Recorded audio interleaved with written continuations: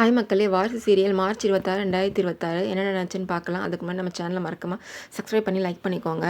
தமிழ்ட்ட வந்து இந்த சரளான்ற கந்து வட்டி வாங்குற பொம்பளை வந்து இது மாதிரி உங்கள் அப்பா வந்து என்கிட்ட பத்திரத்தில் சைன் போட்டு என்கிட்ட கடன் வாங்கியிருக்காரு 20 லட்சம் உன் கல்யாணத்துக்காக. அந்த கல்யாணம் நின்று போச்சு. உங்கள் அப்பாவும் எங்கே போனாருன்னு தெரியலை. அவங்களை தேடி கண்டுபிடிக்கிறதுக்குள்ளே 1 வருஷத்துக்கு மேலே ஆயிட்டு. அது எனக்கு வட்டியும் வரல, அசலும் வரல. எனக்கு வந்து வட்டியும் முதலுமா எனக்கு வேணும் காசு உடனே அப்படின்னு கேட்குறா.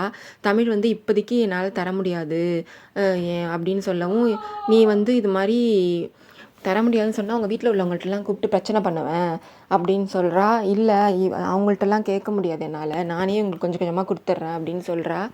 உடனே வந்து சரி நான் வாரம் வாங்குறது தான் கடனை வசூல் பண்ணுறது தான் எனக்கு பழக்கம், அதனால் நான் வாரமாகவே நீ எனக்கு கொடுத்துரு அப்படின்னு வட்டியும் முதலுமா கொடுத்துருன்னு சொல்கிறா. உடனே சரி தமிழ் சரின்னு ஒத்துக்கிட்டு அவள் வந்து இதில் சைன் பண்ணுன்னு சொல்கிறா. பத்திரம் அதுக்கு தனியாக ரெடி பண்ணி எடுத்துருந்துருக்கா. அது மாதிரி வாரம் தரேன், நானே பொறுப்பேற்றுக்கிறேன் அப்படின்ற மாதிரி.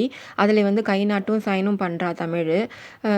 பண்ணிவிட்டு அதுக்கப்புறம் இது வந்து அவங்க அம்மாட்ட சொல்லிகிட்ருக்கா. இது மாதிரி இப்போ போய் உங்கள் அப்பா அவள்கிட்டயா போய் கடன் வாங்கினாரு. அவள் வந்து குடும்பத்தையே அசிங்கப்படுத்திடுவா, அந்த குடும்பத்தில் உள்ளவங்கெல்லாம் டார்ச்சர் பண்ணி கொன்றுவா கடனை கேட்டு. எல்லா எல்லா இதுவும் தலை மேலே வந்து விழுது. என்ன தமிழ் பண்ணுறது அப்படின்னு சொல்லி வருத்தப்பட்டு பேசிகிட்டு இருக்கா தமிழ் அம்மா. உடனே தமிழோட தங்கச்சி வந்து மாமாவுக்கு ஏற்கனவே வந்து நம்ம வீட்டில் உள்ளவங்க எல்லாருக்கும் பற்றி தெரியும், அதனால் வந்து இது தெரிஞ்சால் நம்மள தான் ஒரு மாதிரி நினைப்பாங்க அப்படின்னு சொல்லி பேசிகிட்டு இருக்கா. தமிழ் வந்து யோசிச்சிட்ருக்கா. இது மாதிரி நம்ம வந்து இப்போது இந்த கடன் விஷயம்லாம் வெளில சொல்ல வந்தால் காசுக்காக தான் நம்ம வந்து திரும்பி வந்திருக்கோம்னு நினைப்பாங்க, அதனால் இந்த கடனை நம்ம தான் அடைக்கணும் அப்படின்ற மாதிரி வீட்டில் உட்காந்து யோசிச்சிட்ருக்கா. இதுக்கு ஏதாச்சும் ஒரு பார்ட் டைம் ஜாப் மாதிரி போய் சம்பாதிச்சு இந்த கடனை கொஞ்சம் கொஞ்சமாக அடைக்கணும்னு யோசிச்சுட்டு மறுநாளே பார்ட் டைம் ஜாப்காக எல்லா ஆஃபீஸ்க்கும் ஏறிங்க இறங்குவா. யாரும் வந்து பார்ட் டைம் ஜாப் கிடையாது, ஃபுல் டைம் தான் இருக்குது அப்படின்னு சொல்கிறாங்க. நிறைய ஆஃபீஸ் போய் அட்டன் பண்ணுறா. எதுவுமே அவங்க வந்து ஜாப் வந்து பார்ட் டைம் இல்லை அப்படின்னு சொல்கிறாங்க. தேடி அலைஞ்சிக்கிட்டே இருக்கா. ஒரு இடத்துலேருந்து கால் வருது, இது மாதிரி வந்து நீங்கள் பார்ட் டைம் ஜாப்காக அப்ளை பண்ணியிருந்தீங்கல்ல, வாங்க உடனே அப்படின்ற மாதிரி சொல்கிறாங்க. இவளுக்கு சந்தோஷமாயிடுது. அவளும் போகிறா. அது மாதிரி சேரன் அகாடமின்ற அகாடமிக்கு வந்து வேலைக்கு கூப்பிட்ருக்காங்க. போயிட்டு இது மாதிரி 5 to 10 நைட்டு 10 மணி வரைக்கும் வேலை அப்படின்னு சொல்கிறாங்க. சார் 5 to 9 மணிக்கு வைக்கல முடியுமா அப்படின்ற மாதிரி கேட்குறாங்க. இல்லை 5 to 10 தான், 25,000 உங்களுக்கு வந்து சம்பளம் மாதம், நீங்கள் வேலை செய்யறதை பார்த்து நாங்கள் ஏற்றுவோம், இது மாதிரி லேட்டாக வரக்கூடாது, பெர்மிஷன் போடக்கூடாது, லீவ் போடக்கூடாதுன்னு நிறையா கண்டிஷன் போட்டு அவங்களும் வந்து ஃபார்மில் சைன் வாங்கிக்கிறாங்க. சைன் வாங்கிட்டு இவள் வேலைக்கு ஜாயின் பண்ணிடுறா. வீட்டுக்கு போகிறா. டைம் 10க்கு மேலே ஆகிடுது. ஜனாமா வெயிட் பண்ணி தமிழ் வரலையேன்னு பார்த்துட்ருக்காங்க. அது தமிழ் வரவும், என்ன தமிழ் நீ 5 மணிக்கே கிளம்பிட்டேன்னு சொன்னாங்களே, 10 மணி 10:30 வரையே என்னம்மா அப்படின்னு கேட்குறாங்க. இது மாதிரி கொஞ்சம் வெளில போயிட்டு வரேன்னு சொல்கிறா. அது உடனே அதை பார்த்துட்டு மீனா வந்து இந்த குடும்ப பொம்பளையாச்சும் இந்த மாதிரி 10 மணிக்கு மேலே வருவாளா, என்ன நினச்சிட்ருக்க நீனு அப்படின்னு திட்டுறா. அதுக்கு ஜனாமா என்ன தான் தமிழ் எங்கே தான் போயிட்டு வர அப்படின்னு கேட்குறாங்க. உடனே நான் இது மாதிரி சிபி சார் நல்லா ஃபாரினில் போய் படிச்சிருக்காரு, அவர் இங்கிலீஷ் ஃப்ளூயன்சி நல்லா இருக்குது, எனக்கு வந்து அந்த அளவுக்கு ஃப்ளூயன்சி வராது, அதனால் வந்து நமக்கு நிறையா கிளைண்ட் இருக்காங்க ஃபாரின் கிளைண்ட்லாம், அவங்கள வந்து நான் ஃபேஸ் பண்ணணுன்னா நானும் இது மாதிரி ஃப்ளூயன்சியை வந்து வளர்த்துக்கணும், அதனால தான் நான் வந்து புதுசாக கோர்ஸ் ஜாயின் பண்ணியிருக்கேன் அப்படின்னு சொல்கிறா. சரி அப்படின்னு பேசிகிட்டே இருக்கும்போது, எதுக்கு இந்த கோர்ஸ்லாம் தேவையில்லாது, நீ இதெல்லாம் பண்ணுறது நல்லா இல்லை, சும்மா இந்த வீட்டு மருமகளாக நீ இருந்தால் போதும், எதுக்கு இது தேவையில்லாதெல்லாம் பண்ணிகிட்ருக்கன்னு மீனா திட்டுறா.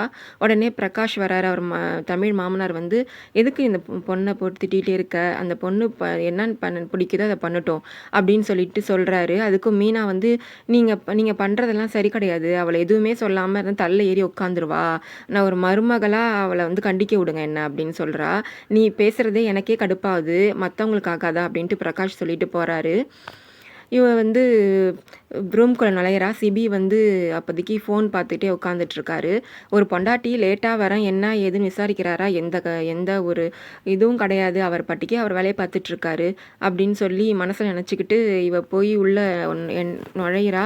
இது மாதிரி சார் சிபி சார் இன்றைக்கி நிறையா ஆஃபீஸில் வந்து ஒர்க்கு இருந்துச்சு, இது மாரி நம்ப சூப்பர்வைசர் வந்து ஒருத்தவர் வந்து ஆஃபீஸு விட்டுட்டு போயிட்டாங்க. இதுக்கு இன்னொரு ஒருத்தவங்க அப்பாயிண்ட் பண்ணணும் அப்படின்னு சொல்லிட்டு இன்னும் என்னமோ அவன்ட்ட சொல்றா.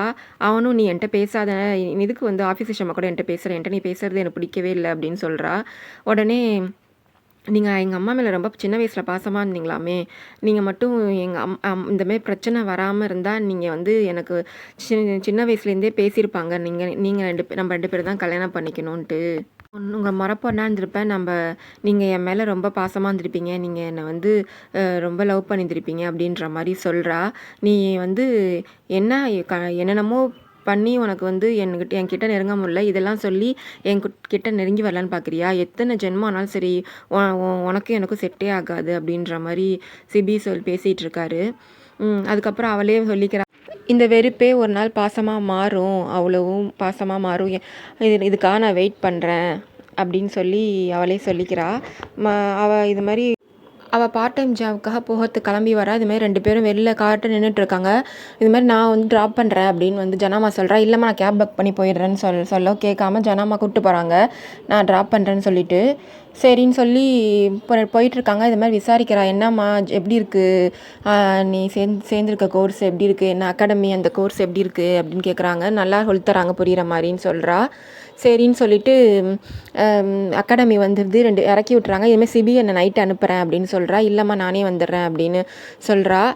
சரின்ட்டு கிளம்பி போறாங்க. சிபிட்ட சொல்றாங்க ஜனாமா, "ஒவ்வொரு நாளும் எனக்கு வந்து புதுசா தெரியிறா தமிழு. அவ ஏதாச்சும் புதுசா கத்துக்கணும்னு நினைக்கிறா. அவள் நினச்சா எனக்கு ரொம்ப பெருமையா இருக்கு தமிழ் நினச்சு" அப்படின்னு "தமிழ் மாரி ஒரு பொண்ணு கிடைச்சது குடுத்து வச்சிருக்கணும்" அப்படின்னு நம்ம வீட்டுக்கு அப்படின்னு சொல்றாங்க ஜனாமா. உடனே சிபி வந்து மனசுக்குள்ளேயே யோசிச்சுட்ருக்காரு. தமிழை பத்தின உண்மை உங்களுக்கு தெரிய வந்தா இந்த பாராட்டு இப்படிலாம் பாராட்டி இவ்வளோ நீங்க வந்து அவ மேல வச்ச நம்பிக்கையே உங்களுக்கு வந்து வீணா போயிடும். நீங்க ரொம்ப மனசு கஷ்டப்படுவீங்க அப்படின்னு நினச்சுக்கிட்டே போறாங்க. அதோட இந்த எபிசோட் முடியுது. நாளைக்கு எபிசோடு என்ன நடக்குதுன்னு நாளைக்கு பார்க்கலாம். பாய் மக்களே! மறக்காம சேனலை சப்ஸ்கிரைப் பண்ணி லைக் பண்ணிக்கோங்க.